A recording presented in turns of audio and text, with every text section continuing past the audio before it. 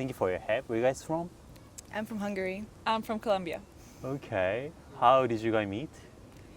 In Amsterdam at university, around 5 years ago. What do you like about your country? About Colombia, I love the people and the food are two of the main highlights. In Hungary, I think, it's hard to say what I like because it's like a home culture. So I love just being there and being also with family. It's everything, everyone's there, and the culture as well. It's very family oriented. So you guys visiting Japan right now? Yes.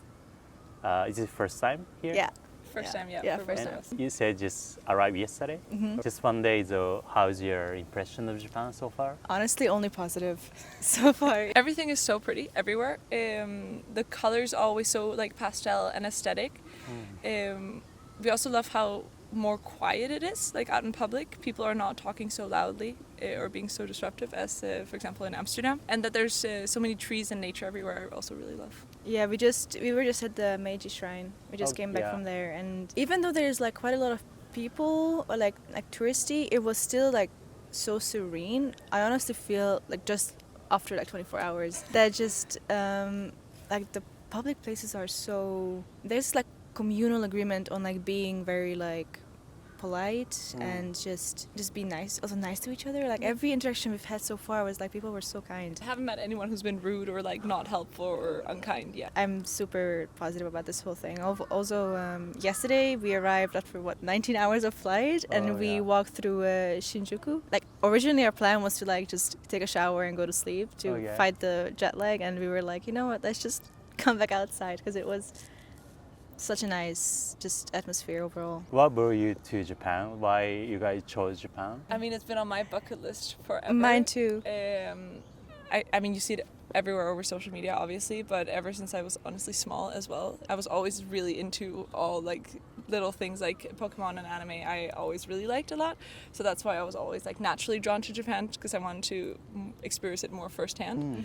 And then as you grow older, you obviously see all the culture aspects as well, and just experiencing something new and coming out and seeing it firsthand, because just seeing everything on social media is obviously not the same. For me, my family and I travel a lot together, and we went to China I think nearly 10 years ago, and after that I was really drawn to just East Asian culture and just seeing, because there's so much this whole area has to offer in terms of just differences and the way people go about life. I think it's just so interesting to be here. And when I was in China, I was like, I wish I could go to Japan, but their visas were like only mainland, because I also lived there for half a year. So I was like, I really want to like, you know, try and go out a bit, see what there is, but I couldn't. So I was like, okay, after maybe university or after some work, we can just get her some money and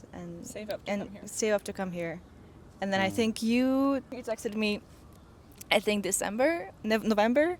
You were like, what if we go to Japan? Because finally do what if we finally do it? Because we've been talking about it for 5 years. So you've been to China and you've been here in Japan. You feel something difference? Definitely, but I think it's also that, I mean, I've only been here 24 hours, but I was in South China, so the Guangzhou and Shenzhen area, and that wasn't really touristy actually. So it was very, very like raw in its like culture. It was so like not made for the popular like the Western culture, and I think it was so like charming that it was not like you know, come here, buy this, buy that. It was just very natural. And I think Tokyo, there's a lot of tourists, as me a tourist, you know, but I think it still has its own sort of,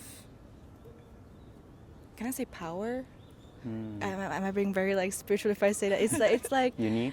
Yeah, it's very unique. Exactly. It still has its like core culture to it. It's just us being able to like see it, and it's not adjusted to that.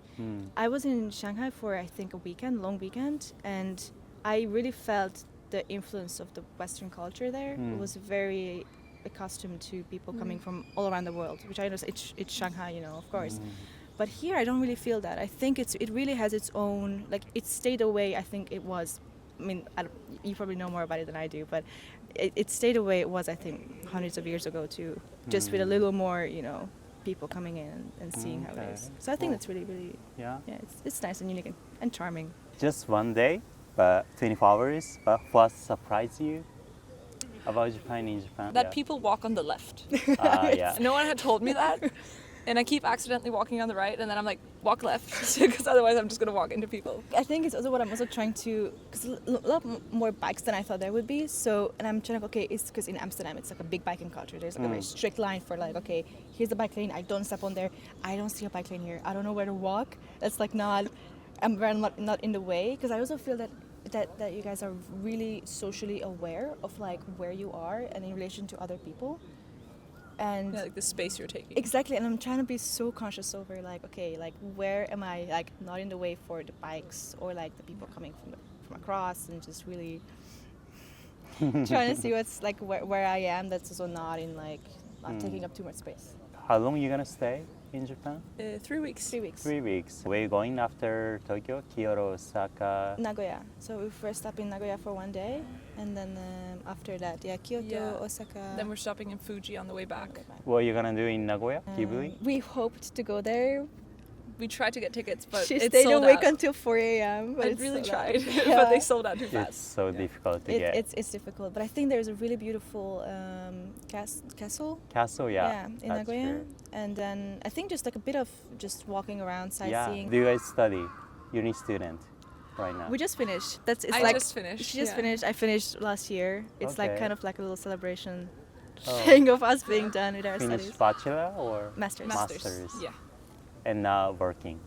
Not Trying to. yet, hopefully. Like after this trip, it's starting to job hunt. Yeah. Not gonna between student and Exactly, getting yeah. a job. Transitioning stage. So hopefully finding a job as soon as possible. Working in Amsterdam. Yeah, in Amsterdam. Yeah, we both study psychology. Psychology. Gonna be psychologist. Hopefully. Yeah. Hopefully. Hopefully. Yes.